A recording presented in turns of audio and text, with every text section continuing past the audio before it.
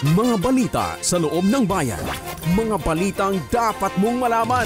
Balitang makatotohanan. Balita na ang direksyon ay pagunlad ng bayan. Balitang Bayan! Magandang araw ng Sabado. Ngayon po ay ika-28 araw ng Hunyo, taong 2025. Ako po si Jen Rose Arban. At ako naman po si Joshua De Vega mula sa Special Program for Employment of Student Interns. At kami po ang maghatid ng makabuluhang balitang bayan na aming nakalap sa bayan ng Brooks Point ngayong linggo. Mga balita sa loob ng bayan. Mga balitang dapat mong malaman. Balitang makatotohanan. Balita na ang direksyon ay pagunlad ng bayan. Balitang Bayan! Narito ang ulo ng mga balita na ihahayag sa atin ng LGU Special Program for Employment of Students Reporters o ng LGU Spes Interns News Team. 10 araw na gabi-gabing palaro ng 4th Mayor's Cup Open Basketball Tournament sa Brooks Point Event Center, dinagsa ng publiko. Sahod ng Job Order at Contract of Service LGU employees, itataas na epektibo ngayong Hulyo. Serbisyo Caravan sa Barangay Ipilan, Brooks Point, masayang nilahukan ng iba't ibang ahensya ng pamahalaan. Mga exiting household ng 40s binigyang parangal sa Pugay Tagumpay Graduation Ceremony. Mayor Benedito pinangunahan ang pamamahagi ng solar lights sa 35 benepisyaryo. Pagdiriwang ng ika-127 anibersaryo ng Araw ng Kaliyaan, pinangunahan ni Mayor Benedito.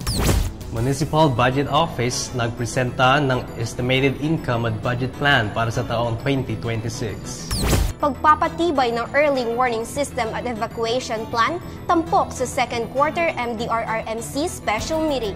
Solusyon sa problema sa basura ng bayan ng Brooks Point, tinalakay sa Solid Waste Management Second Quarter Board Meeting. At South Brooks Point Supreme Secondary Learners Government Federation officers bumisita sa tanggapan ni Mayor Benedito. Magbabalik ang LGU Spes Interns News Team para sa mga detalye ng Balitang Bayan. Mga balita sa loob ng bayan. Mga balitang dapat mong malaman. Balitang makatotohanan. Balita na ang direksyon ay pagunlad ng bayan. Balitang Bayan! At nagbabalik ang ating Balitang Bayan. Tayo po ay manatiling nakatutok sa programang ito. Para sa ating unang balita, 10 araw na gabi-gabing palaro ng 4th Mayor's Cup Open Basketball Tournament sa Brooks Point Event Center, dinagsa ng publiko. Tunghayan natin ang detalye sa balita ni LGU Spes Interns News Reporter, Richella May Imperial. Balitang Bayan! Muling umingay ang bayan ng Brooks Point matapos ang formal na pagbubukas ng 4th Mayor's Cup Open Basketball Tournament noong Huwebes, June 12, 2025 sa Bagong Tayong Event Center sa Barangay Tugtog, Brooks Point, Palawan. Pinangunahan ni Mayor Cesario R. Benedito Jr. ang nasabing basketball tournament na nilahukan ng 7 kupunan. Kabilang sa mga kupunang ito ang Runway Transport, CPBC ANSA at LJH Brel mula sa Brooks Point, Abuhan Adventures at Roseboy Merchandise mula sa Sofronio Española, at Mudge Kitchen Actors at Japo Sublimation and Badajos Trucking Services mula sa lungsod ng Puerto Princesa. Masaya ring dumalo sa pagbubukas ng patimpalak sina Konsihal Nathan Sam Lacanilaw, Konsihal Richard Balyan, Konsihal Hayati Dugasan, Konsihal Arturo Ferrares, Liga ng Barangay President Georgia Linjoy Tiakchon, Sangguniang Kabataan Federation President Jason Reyes Espeñe, at Board Member Aris Arsaga. Sa kanyang mensahe, masiglang binati ni Mayor Benedito ang lahat ng kalahok, bisita at tagapanood ng Mayor's Cup. Hinikayat niya ang lahat na maging masaya at makiisa sa selebrasyon at patuloy na suportahan ang mga programang isinusulong ng lokal na pamahalaan ng Brooks Point. Richella May Imperial, LGU Spes Interns, nag-uulat para sa Balitang Bayan. Salamat, Che. At sa Balitang Pangbayan, sahod ng Job Order at Contract of Service LGU employees, itataas na epektibo ngayong Hulyo. Para sa detalye, narito si LGU Spes Interns News Reporter Catherine Galicia. Balitang Bayan! Alinsunod sa Ordinance No. 2025-025, itinakda ng Sangguniang Bayan ng Brooks Point ang bagong daily at monthly wage rates para sa mga GOs at COS sa ating LGU. Epektibo simula Martes, Hulyo 1, 2025. Ito ay matapos maaprubahan ang naturang ordinansa sa ika-241st regular session ng Sangguniang Bayan noong Hunyo 3, 2025 sa ginanap sa Session Hall ng New Municipal Building, Barangay Tubtub, Brooks Point, Palawan. Nakasaad sa ordinansa na ang dating sahod na 350 pesos bawat araw ng mga job order employees ay itataas na sa 430 pesos kada araw. Samantala, ang sahod ng mga contract of service employees ay tataas mula 10,000 pesos hanggang 40,000 pesos kada buwan depende sa kanilang posisyon. Ang ordinansa ay inakda ni Committee of Finance, Appropriation, Ways and Means Chairman Konsehal Arturo B. Pirares at co-authored Konsehal Sara Jane C. Abon, Konsehal Richard Arbalian, Konsehal Ezekiel E. Rodriguez, Konsehal Nathan Sam O. Nakanilaw, Konsehal Jonathan B. Lagrada, Konsehal Victorian B. Kulili, Konsehal Ayati B. Dugasan, Liga ng mga Barangay President Georgialyn Joy Quiacion at Indigenous People Mandatory Representative Nerelia Pacaldo. Ito ay inaprubahan ni Vice Mayor Attorney Mary Jane D. Feliciano. Isang konkretong hakbang ito tungo sa pagkilala, pagpapahalaga at pagbibigay ng mga nararapat na kompensasyon sa serbisyo ng bawat GO at COS. Nakatuwang sa pagpapatakbo ng lokal na pamahalaan. Catherine R. Galicia, LGU Space Intern, nag-ulat para sa Balitang Bayan. Maraming salamat sa iyo, Kath. Susunod, serbisyo caravan sa Barangay Ipilan, Brooks Point, masayang nilahukan ng iba't ibang ahensya ng pamahalaan. Silipin natin ang buong detalye sa ulat ni LGU's Best Interest News Reporter Gabriel Abali. Balitang Bayan! Sa tagumpay na pinangunahan ni Department of Interior and Local Government, DILG Brooks Point, sa panguna ni DILG MLGOO Coraline Atienza, ang serbisyo caravan noong Miyerkules, June 11, 2025, sa sitio ng Pangatliban at Linaw, Barangay Ipilan, Brooks Point, Palawan. Tampok sa programang ito ang pamamahagi ng libreng grocery para sa mga pamilya at libreng tsinelas sa mga kabataan at paslit ng naturang komunidad. Dumalo rin sina MPOC LCAC Chess Camille Castellar, MADAC Representative Bella Manlungat, MDRRMO Representative Joey Heredero at Barangay Ipilan Chairman Kapitan Nadsmil Basil. Katuwang ang Philippine Coast Guard upang magbigay suporta sa nasabing programa. Layunin ng serbisyo caravan na mailhad ang makabuluhang serbisyo sa mga komunidad sa malalayong lugar sa kadalasang hindi kaagad naaabot ng mga pangunahing programa ng pamahalaan. Patuloy na magsisikap ang pamahalaan upang mapalapit ang serbisyong may malasakit sa bawat mamamayan sa anumang sulok ng bayan. Gabriel D. Abaling, LGU's Best Intern, nag-uulat para sa Balitang Bayan. Salamat sa iyo, Giv. Mga exiting households ng 4Ps binigyang parangal sa Pugay Tagumpay Graduation Ceremony. Alamin natin ang buong detalye kay LGU's Best Interns News Reporter Cristina Zapalo. Balitang Bayan! Matagumpay na naisagawa ang Pugay Kamay Graduation Ceremony of Exiting Households para sa mga Pantawid Pamilyang Pilipino Programs o 4Ps. Umaga ng Miyerkules, June 11, 2025 sa Multipurpose Hall Government Center Building, Barangay Tubtub, Brooks Point, Palawan. Naging panauhin sa programa si Mayor Cesario R. Benedito Jr. at ang mga Department of Social Welfare and Development Officers at staffs, kung saan kanilang binigyang papuri ang mga masasayang nagsipagtapos ang 38 na mga beneficiaries ng 4P. Sa loob ng 14 na taon na pagiging isang 4Ps beneficiary, nagbago ang buhay ng ating mga kababayan sa iba't ibang barangay sa bayan ng Brooks Point. Nag-uwi naman ng sertipiko at food packs ang mga exiting households. Payo naman ni Mayor Benedito na dapat maging masaya sa graduation na ito dahil hindi naman matatapos ang pagtulong ng LGU Brooks Point. Dagdag pa niya na laging bukas ang pinto ng pamahalaang lokal para sa lahat ng kanyang nasasakupan. Patuloy pa rin ang isinasagawang graduation ceremony para sa mga exiting households ng mga 4Ps beneficiary.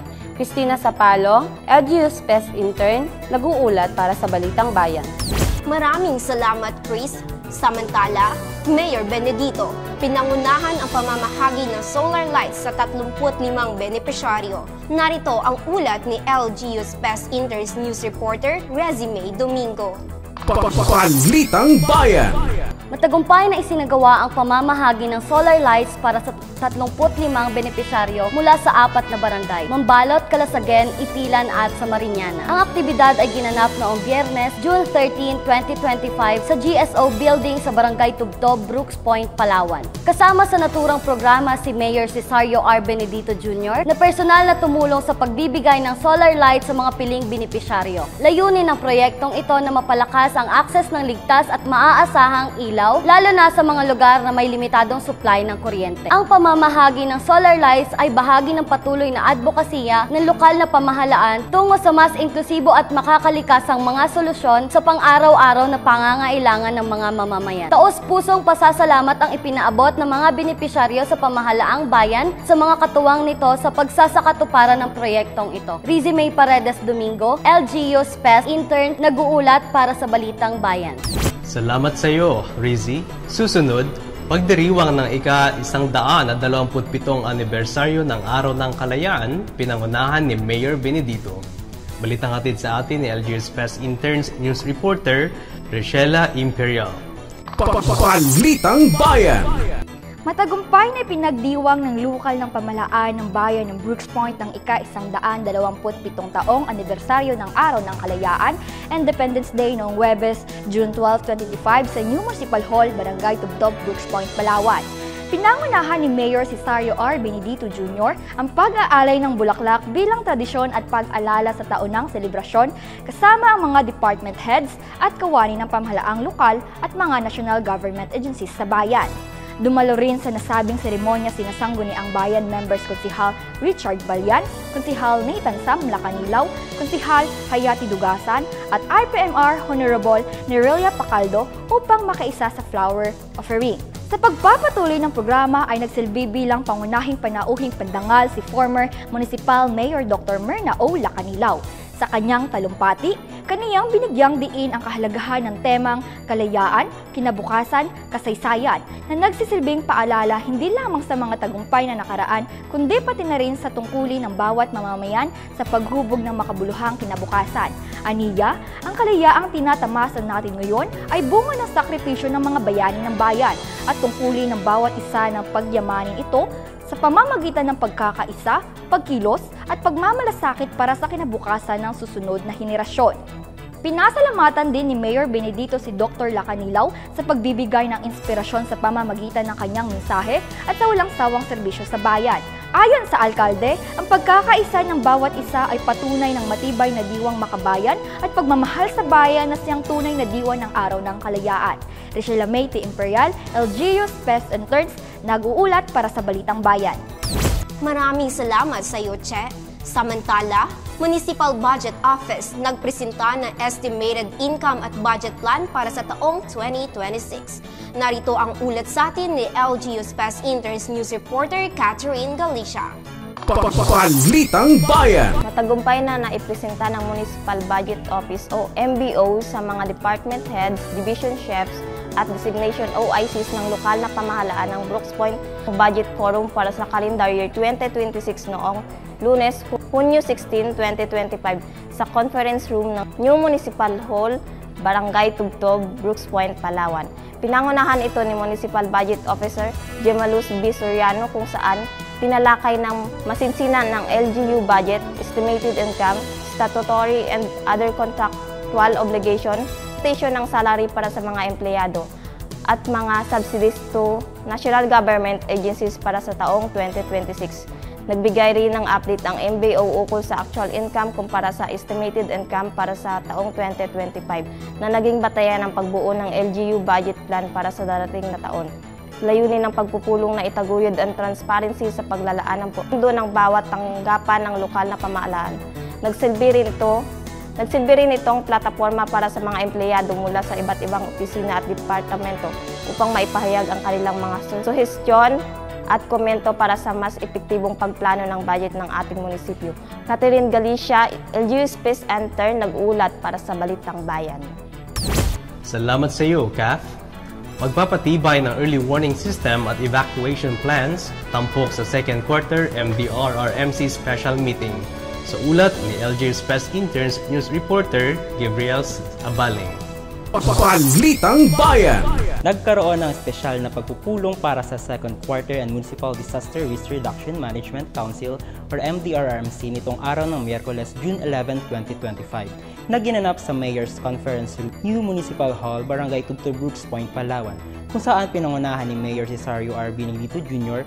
ang pagbubukas ng mga naging usapin katuwang sa MDRRMO OIC Engineer Mod Ryan Miranda sa pagpapalawig ng kinalakay na paksa.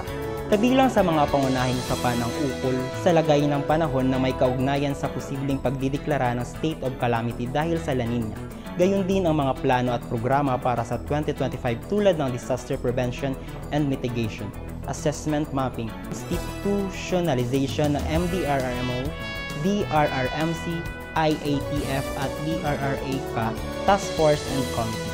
Tinalakay din ang pagbuo ng disaster resilient infrastructure system, pagpapalakas ng early warning system, risk finance and insurance, at mga hakbang para sa disaster preparedness, awareness, skills and capacity enhancement. Kasama rin sa agenda ang pagbuo ng mga pulisya, pagpapalakas ng emergency response at pagpapatatag ng kolaborasyon sa pagitan ng LGU, CSO at mga pribadong grupo. Bukod dito, binigyang diin rin ang kahandaan sa disaster response gaya ng pagsasagawa ng damage assessment, search, rescue and retrieval operation, pag-activate ng mga evacuation centers, implementasyon ng early recovery program, pagbibigay ng livelihood programs, rehabilitasyon ng mga pinsalang critical facilities, paghahanda sa panahon ng tag-ulan, at pagdiriwang ng National Disaster Resilience Month. Lahat ng ito ay bahagi ng pinaigting na hakbangin ng lokal na pamahalaan upang masiguro ang kaligtasan ng mamamayan sa harap ng pagbago-bagong panahon at posibleng sakuna. Gabriel B. Abaling, LGU Space Intern, nag-uulat para sa Balitang Bayan. Maraming salamat, Give. Samantala, solusyon sa problema sa basura ng bayan ng Brooks Point, tinalakay sa Solid Waste Management Second Quarter Board Meeting. Narito ang ulat ni LGU Space Interns News Reporter Cristina Sapalo. Balitang Bayan. Upang alamin at pag-usapan ang mga mahahalagang usapin patungkol sa basura ng bayan, matagumpay na isinagawa ang Solid Waste Management Second Quarter Board Meeting noong araw ng Martes, June 10, 2025 sa Conference Hall, New Municipal Building, Barangay Tubtub, Brooks Point, Palawan. Pinangunahan ni Mayor Cesario R. Benedito Jr. ang pagpupulong kasama sina Engineer Raul Quijano Jr., MPDO, Environmental Planner Joey Peramide, at Solid Waste Management Officer Leo Malong at iba pang mga kasapi ng konseho. Pinagtuunang pansin sa pagpupulong ang mga updates patungkol sa basurang nakolekta araw-araw sa bayan. Tinalakay din dito ang mga problemang dapat nang masolusyonan sa lalong madaling panahon. Patuloy pa rin ang operasyon ng Solid Waste Management sa buong isang linggo. Particular dito ang regular na pagkukolekta ng basura sa bayan, paggawa ng hollow blocks gamit ang mga basura at patuloy na pagbabawas ng basura sa bayan. Inilatag din ang mga plano ng ahensya upang maabot ang target na mabawasan ng 30% ang basura sa bayan. Cristina M. Sapalo, LGU Space Intern, nag-uulat para sa Balitang Bayan. Salamat sa iyo, Chris. At South Brooks Point Supreme Secondary Learners Government Federation Officers bumisita sa tanggapan ni Mayor Benedito. Balitang hatid sa atin ni LGU Space Interns News Reporter Rizzy May Domingo. Balitang Bayan.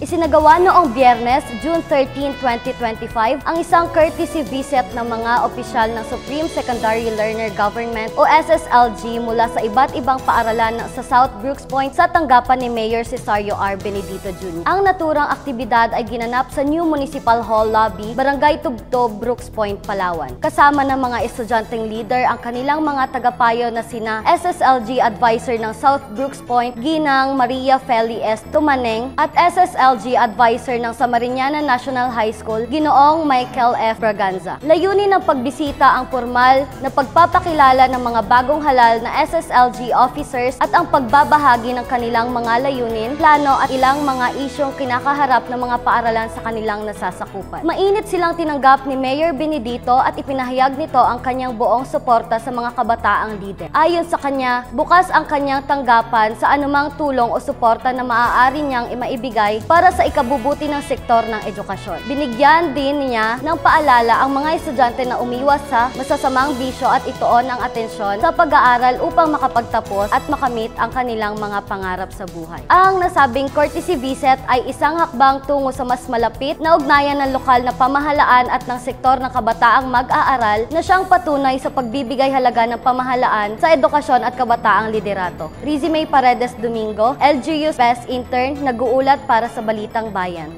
Maraming salamat, Rezzy. Manatiling nakatutok sa pakikinig at panunood ng ating programang Impormasyon ng Bayan para sa lahat.